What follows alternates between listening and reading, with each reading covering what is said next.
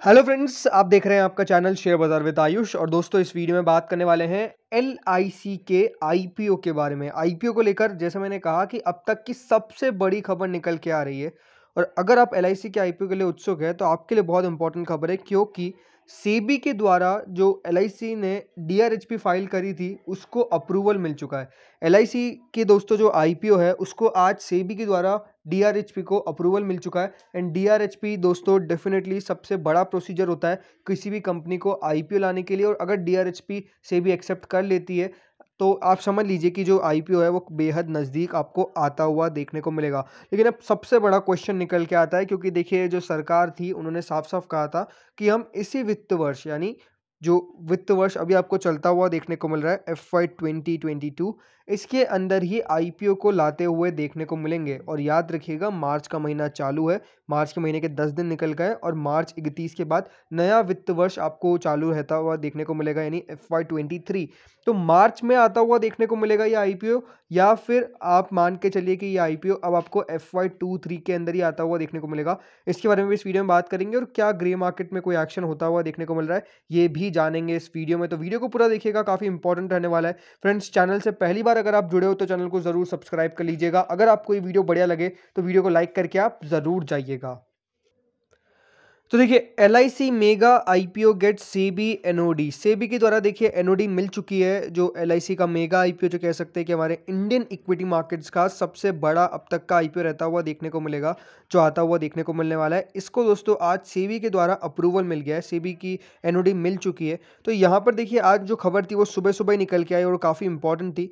2% with direct knowledge of the matter confirmed this on the condition of the anonymity since the approval of the regulator is yet to be officially announced। तो देखिए जो LIC है उनके द्वारा announcement नहीं किया गया है, बट जो खबर है वो डेफिनेटली सर्टिफाइड है, वेरीफाइड है कि यहाँ पे आपको मिलता हुआ देखने को मिल चुका है। On 3rd March a clarification was sought by the Securities Exchange Board from the lead manager of LIC, and a response was received quickly. The final observation for the public issue has been issued by SEBI on Tuesday evening.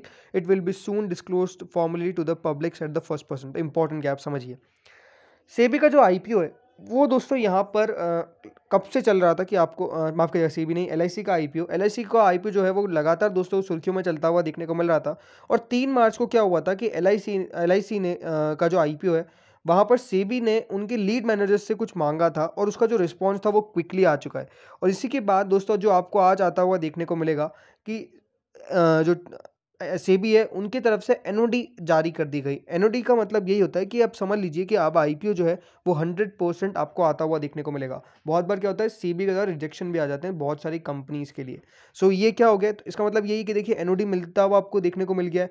अब होने क्या वाला है, जो LIC है अब उनको देखिए डेट्स जारी करना है। डेट्स का मतलब क्या होता है कि आपको पता बताना पड़ेगा पब्लिक को कि हाँ इस दिन हम ये आईपीओ आते हुए देखने को मिलेंगे, ये हमारा इशू प्राइस रहता हुआ देखने को मिलेगा, इतना आपको इक्विटी मिलता हुआ देखने को मिलेगा, इतना यहाँ पर जो है वो ओएफएस है। ओएफएस तो पूरा ही है, बट इंपॉर्टेंट क्या है कि जो डिटेल्स है वो आपको देना पड़ेगा, अलॉटमेंट डेट, लिस्टिंग डेट, सब वो बताना पड़ेगा। तो वो दोस्तों जो डेट्स है वो अभी तक देखिए डिस्क्लोज नहीं की गई है, बट हो सकता है कि देखिए जल्दी से जल्दी अप्रूवल हो जाए। देखिए अगर आप टाइम देखेंगे तो कितना 30 से हुआ है, 22 दिन के अंदर आपको सेबी का अप्रूवल मिल गया है।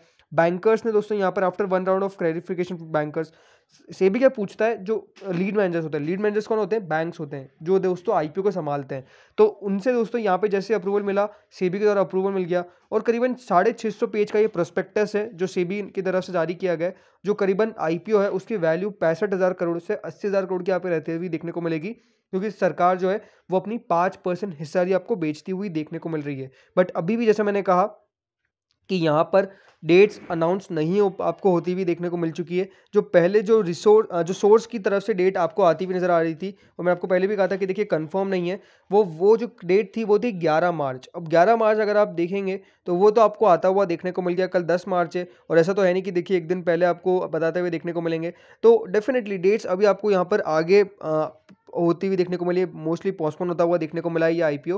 बट अगर दोस्तों सेबी की तरफ से आज अप्रूवल मिल गया है तो मुझे लगता है कि हो सकता है कि आपको इसी वित्त वर्ष, जी हाँ FY 2022 यानी मार्च के महीने में ही हो सकता है कि देखिए आईपीओ के बारे में अनाउंसमेंट हो जाए, आईपीओ की डेट्स अनाउंस हो जाए और इसी महीने ये लिस्ट भी आपको होता हुआ देखने को मिल जाए। बहुत ज़्यादा चांसेस है। एंड सबसे बड़ी बात क्या है, देखिए मुझे लगता है कि जो सिचुएशन है रशिया यूक्रेन की, क्योंकि अगर आप देखेंगे इसको टाला क्यों गया था, रशिया और यूक्रेन के कारण, रशिया और यूक्रेन के कारण टाला गया था। और हो सकता है कि देखिए यहाँ पर जो है वो जो चीज़ें हैं वो थोड़ी थोड़ी अब आपको समझ में आने लगी होगी कि रशिया हो सकता है कि देखिए जल्दी से जल्दी ये जो वॉर है इसको ख़त्म कर दे और यूक्रेन आपको घुटने टेकता हुआ देखने को मिल सकता है। बिकॉज आज उनके जो प्रेसिडेंट है ज़ेलेंस्की, उनकी तरफ से साफ साफ बयान निकल के आया है कि they are now not interested in going to NATO. उन्होंने यही कहा है कि नाटो जो है वो शायद तक यूक्रेन को एक्सेप्ट नहीं करना चाहता है और इसीलिए अब वो उस चीज़ पर फोकस करते हुए देखने को नहीं मिलेंगे।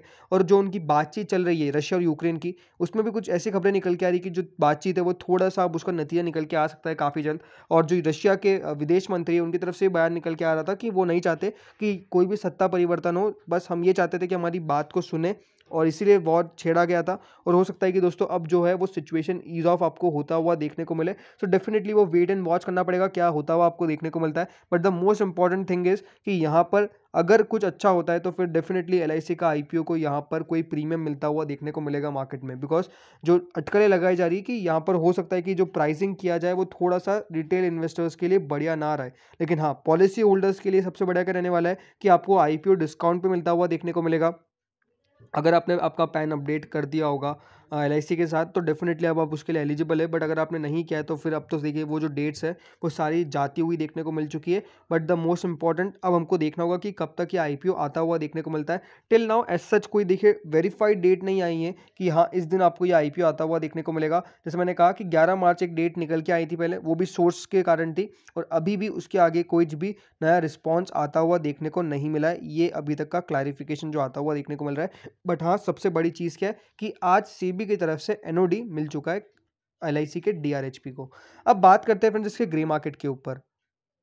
तो दोस्तों देखिए बात करूँ ग्रे मार्केट की तो 27 फरवरी के बाद कोई भी ग्रे मार्केट यहाँ पर अपडेट नहीं आपको होता हुआ देखने को मिला है। बिकॉज देखिए जो भी अनसर्टेनिटी और जो बात चल रही है कि पोस्टपोन के इसके कारण जो ग्रे मार्केट है वो आखिरी टाइम 27 तारीख को अपडेट हुआ था जो करीबन 35 रुपये माइनस में चल रहा था। और यहाँ पर भी अगर आप देखेंगे तो ये माना जा रहा था कि हो सकता है कि एलआईसी का आईपीओ पोस्टपोन हो जाए।